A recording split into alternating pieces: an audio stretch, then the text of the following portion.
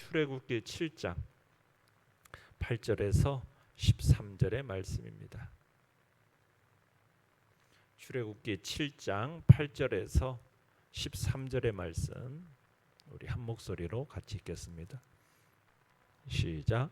여호와께서 모세와 아론에게 말씀하여 이르시되 바로가 너희에게 이르기를 너희는 이적을 보이라 하거든 너는 아론에게 말하기를 너의 지팡이를 들어서 바로 앞에 던지라 하라 그것이 뱀이 되리라. 모세와 아론이 바로에게 가서 여호와께서 명령하신 대로 행하여 아론이 바로와 그의 신하 앞에 지팡이를 던지니 뱀이 된지라. 바로도 현인들과 마술사들을 부르매 그 애굽 요술사들도 그들의 요술로 그와 같이 행하되 각 사람이 지팡이를 던짐에 뱀이 되었으나 아론의 지팡이가 그들의 지팡이를 삼키니라. 그러나 바로의 마음이 완악하여 그들의 말을 듣지 아니하니 여호와의 말씀과 같더라. 아멘. 오늘 말씀의 제목은 지팡이 이적이라는 제목으로 말씀을 나눕니다. 지금 이스라엘 노예들의 해방을 놓고 모세와 바로의 대결이 지금 펼쳐지고 있습니다. 이 대결이 얼마나 진행되냐면 1년 동안 진행됩니다. 1년 동안. 어떻게 보면 이 드라마는 하나님이 감독하시는 드라마지 않습니까? 하나님이 계획하셨고 하나님이 각본을 쓰셔서 그 각본에 의해서 진행되는 그런 어떻게 보면 한편의 드라마라고 할 수가 있습니다. 그런데 이게 한순간에 승리로 끝나는 게 아니에요. 어떻게 보면은 상당 기간 진행이 되는 겁니다. 참 우리는 하나님의 그 능력으로 그냥 단숨에 뽑아서 그냥 옮길 수도 있을 것 같은데 하나님은 상당한 기간을 이 출애굽의 기간 동안에 사용하시는 거예요. 이게 주는 의미가 있어요. 그러니까 하나님의 일에는 때가 있고요. 하나님의 일에는 적절한 절차가 있다라는 겁니다. 그러니까 하나님의 질서가 있다라는 거예요. 그러니까 하나님의 계획하신 자신이 계획하신 그 순서에 따라서 적절한 때가 차면은 사역하시는 거예요. 그러니까 우리가 하나님의 일에 동참하려는 어떤 열의를 가지고 있는 건 좋은데 하나님의 일을 함에 있어서 하나님보다 앞서서는 안 되는 겁니다. 나의 열의를 가지고 하나님보다 앞서서 행하는 것이 아니라 하나님의 때가 있고 하나님의 계획하신 적절한 절차를 따라서 진행된다라는 것을 기억할 때 우리는 하나님의 때와 그 절차를 따라서 우리는 그를 따라가는 거지 내가 하나님보다 앞서서 뭔가를 추진하려고 하고 그러면은 어그러지는 일들이 생기는 겁니다. 자, 오늘 본문은 하나님께서 애굽에 내리실 열재앙이 시작되기 전에 모세는 바로 앞에서 지팡이를 뱀으로 바꾸는 기적을 행하게 하십니다. 이 지팡이 기적은 모세를 하나님이 부르실 때 하나님께서 모세를 애굽에 보내시면서 주신 이 세 가지 표적 중에 한 가지이지 않습니까? 그 첫 번째 이적인 겁니다. 내용과 천문제 1번을 보시면 바로의 이적 요구에 모세와 아론은 어떻게 대처하고 있습니까? 자, 8절에서 10절을 다시 한번 읽어보겠습니다. 시작. 여호와께서 모세와 아론에게 말씀하여 이르시되 바로가 너희에게 이르기를 너희는 이적을 보이라 하거든 너는 아론에게 말하기를 너의 지팡이를 들어서 바로 앞에 던지라 하라 그것이 뱀이 되리라. 모세와 아론이 바로에게 가서 여호와께서 명령하신 대로 행하여 아론이 바로와 그의 신하 앞에 지팡이를 던지니 뱀이 된지라. 자, 하나님께서 모세와 아론에게 바로 앞에 가서 지팡이를 던져 뱀이 되게 하는 이적을 행하라 말씀하시죠. 자, 이 이적을 행해야만 지금 신의 사자로 인정하는 바로 그리고 애굽의 요술사들 앞에서 자신이 신의 사자라는 것을 증명해내는 겁니다. 그래서 모세와 아론이 하나님께서 보내신 그 사자임을 증명하기 위해서 지금 바로와 그 신하들 앞에서 이제 지팡이가 뱀이 되게 하는 이적을 행하는 겁니다. 자, 이 자신들이 하나님이 보낸 사자다. 증명해 보이기 위해서 지금 이런 이적을 행하는 겁니다. 자, 여호와 하나님께서 지금 모세의 지팡이를 뱀으로 변하게 하신 것은 어떻게 보면 창조주 하나님으로서 자신은 피조물들의 필요에 따라서 언제든지 변화시킬 수 있는 그런 능력자라는 것을 지금 온 세상에 드러내시기 위해서 이런 이적을 행하시는 겁니다. 근데 앞으로 이제 일어날 열재앙처럼 이 사건도 기적을 행하는 일 자체에 목적이 있는 게 아니에요. 기적을 통해서 어떤 목적이 있는 겁니까? 하나님이 어떤 분인가. 기적의 목적은 그거예요. 하나님이 어떤 분인가를 알리는 데 목적이 있는 것입니다. 자, 내용관찰 문제 2번을 보시면 모세와 아론이 이적을 행하자 바로는 어떻게 대응하고 있습니까? 자, 11절과 12절을 읽어보겠습니다. 시작. 바로도 현인들과 마술사들을 부르매 그 애굽 요술사들도 그들의 요술로 그와 같이 행하되 각 사람이 지팡이를 던짐에 뱀이 되었으나 아론의 지팡이가 그들의 지팡이를 삼키니라. 자, 모세와 아론이 지팡이를 딱 뱀으로 바꾸니까 바로가 요술가들을 딱 불러가지고 요술을 부리게 하는 겁니다. 자, 드디어 이제 모세와 아론을 대리로 앞세운 하나님과 어떻게 보면 요술가들을 앞세운 바로의 이제 대결이 이제 시작된 겁니다. 이 요술가들의 이름을 디모데후서 3장 8절에 가 보면 이 이름을 얘기하고 있어요. 얀네와 얀브레라는 이름을 밝히고 있습니다. 이 애굽의 요술가들이 요술을 부려서 지팡이를 뱀으로 딱 변화시키니까 어떻게 보면 모세는 단순히 지팡이를 던짐으로 해서 이 일을 했다는 것하고는 좀 대조가 되죠. 이들은 요술을 부리는 겁니다. 자, 모세와 애굽의 요술사들이 같은 일을 한 것처럼 보이지만 결과적으로는 현저한 차이가 나타나죠. 어떤 차이가 나타났어요? 모세의 지팡이가 요술가들의 지팡이를 어떻게 해버렸습니까? 삼켜버렸습니다. 그러니까 요술가들의 이 눈속임, 어떤 눈속임인지 뭐 이거 우리가 알 수는 없어요. 그렇지만 창조주 앞에서 위조된 그 바로의 지팡이의 변화는 오래 지속될 수가 없었다라는 겁니다. 그러니까 마찬가지로 사탄과 악의 세력들은 거짓과 속임수를 사용합니다. 그들도 굉장히 능력을 가진 것처럼 사람들을 현혹시키는 거예요. 그러면서 자신을 경배하도록 만드는 것이 바로 사탄과 악의 세력입니다. 오늘날에도 마찬가지입니다.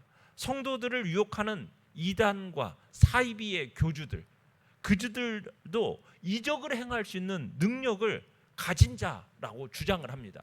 그리고 실제 우리의 눈을 현혹시킬 만한 그런 이적들이 그들 속에서 일어나요. 실제로 그들 속에서도 병자를 낫게 하는 일이 일어납니다. 놀라운 이적들이 행해지기도 합니다. 이곳저곳에서 신기한 능력을 보이기도 합니다. 그래서 많은 사람들을 유혹하는 일들이 있습니다. 그런 이적들이 일어난다고 해서 우리가 그것이 진짜냐? 그건 아니라는 거예요. 결코 그 이적을 보고 따라가서는 안 된다라는 겁니다. 우리들 속에 있는 하나님을 향한 믿음을 빼앗아서 구원에 이르지 못하게 하려는 사단의 속임수고 사단의 계략인 뿐인 거죠.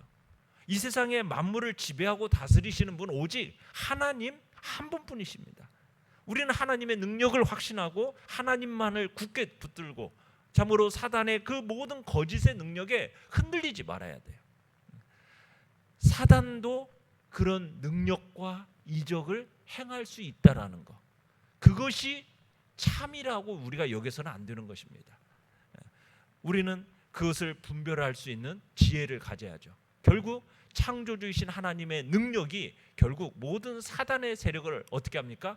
이겨버리고 삼켜버린다라는 거예요. 참 능력은 오직 하나님께로부터만 나오기 때문입니다. 그래서 우리는 이적을 보고 쫓아가는 그런 신앙이 돼서는 안 된다라는 거죠. 자, 지팡이와 뱀이라는 것은 몇 가지 상징적인 의미를 가지고 있습니다. 고대 애굽에서 지팡이라는 것은 왕적 권위를 상징했어요. 왕이 들고 있는 이 지팡이, 그것은 권위의 상징이고 능력의 상징이었습니다. 그리고 애굽의 수호신이 뭐였냐면 코브라 여신이죠. 코브라 여신.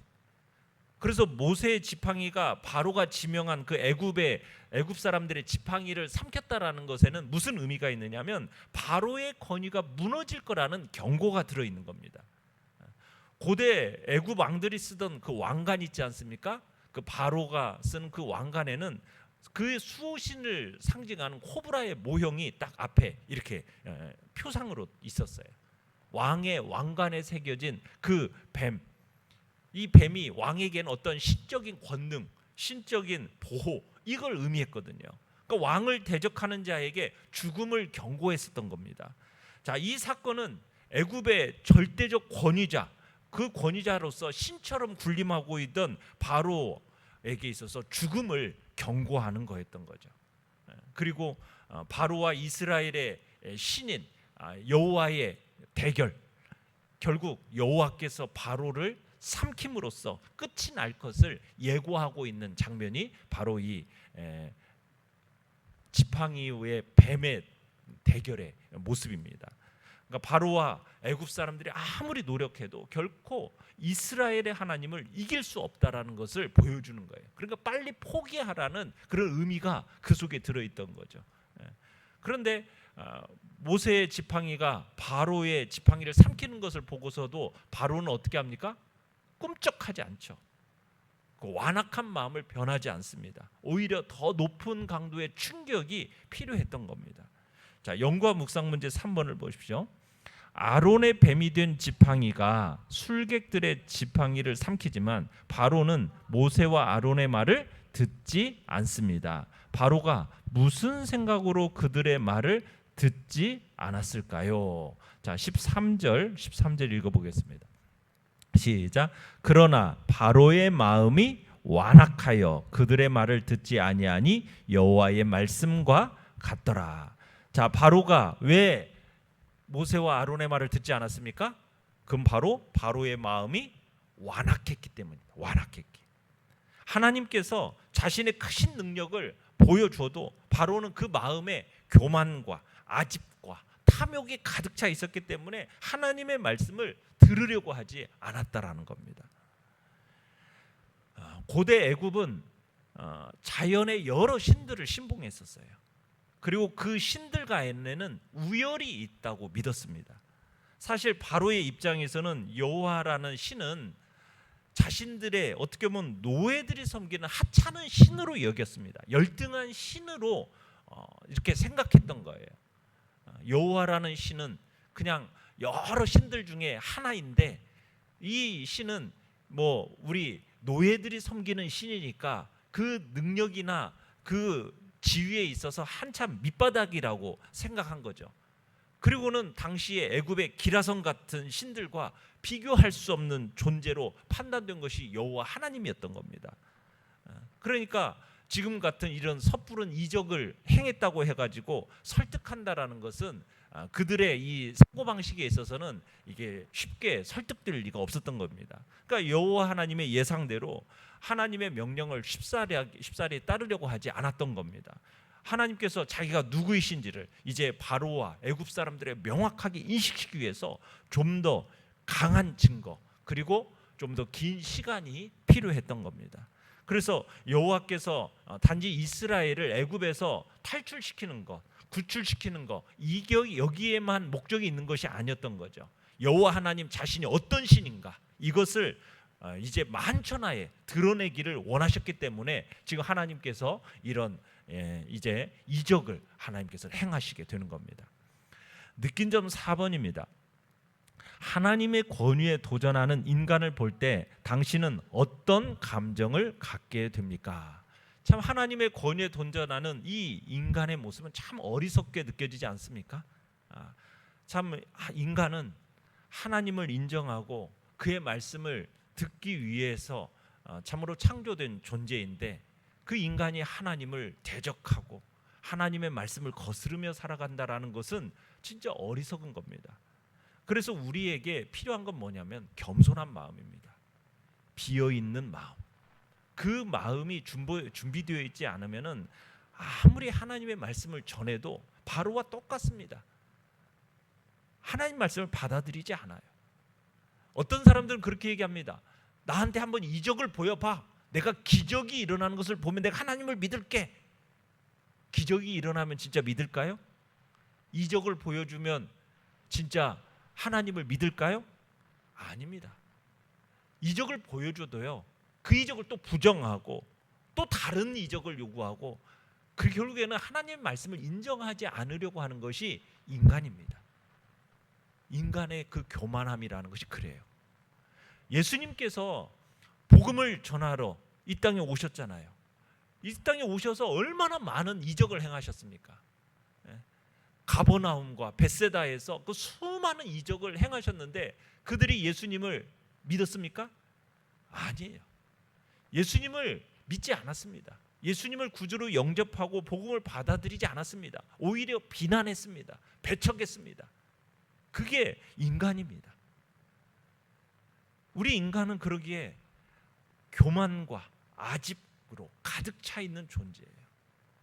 그 교만과 아집이 꺾여지고 하나님 앞에서 겸손하게 받아들이는 마음이 있어야 진짜 구원의 역사가 일어나는 거죠. 그래서 천국은 어떤 사람의 것이라고 예수님이 말씀하셨어요? 심령이 가난한 자가 복이 있다. 그들이 천국이 그들의 것이다. 이렇게 말씀하고 계시는 거거든요. 그러니까 우리의 교만함, 우리의 아집을 버리고 진심으로 자신의 부족함을 인정하고 말씀을 배우려는 그 겸손한 마음이 있는 사람만이 하나님의 말씀을 받아들임으로 천국을 차지할 수 있게 됨을 말씀하고 계시는 겁니다. 우리의 어리석음, 교만함, 이건 다 내려놓고 오직 주님 앞에 겸손한 마음을 가지는 것이 꼭 필요하다는 것을 우리는 다시 한번 주님 앞에서 새기게 되는 것입니다. 결단과 적용 5번입니다. 인간은 사실보다 자신의 신념으로 움직이는 존재입니다. 당신의 신념을 성경적인 토대 위에 굳게 세우기 위해 기울여야 할 노력은 무엇입니까?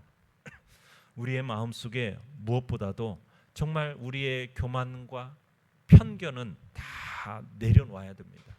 겸손한 마음으로 하나님의 말씀, 그 말씀을 받아들이는 그 지혜로움이 우리 안에 필요한 것이죠. 겸손한 마음의 자세를 갖지 않는다면 그것은 우리도 바로와 별 다를 바가 없는 존재가 되는 것입니다. 말씀 앞에서 오늘도 겸손한 마음, 가난한 심령을 가지고 그 말씀 앞에 서시기를 바랍니다.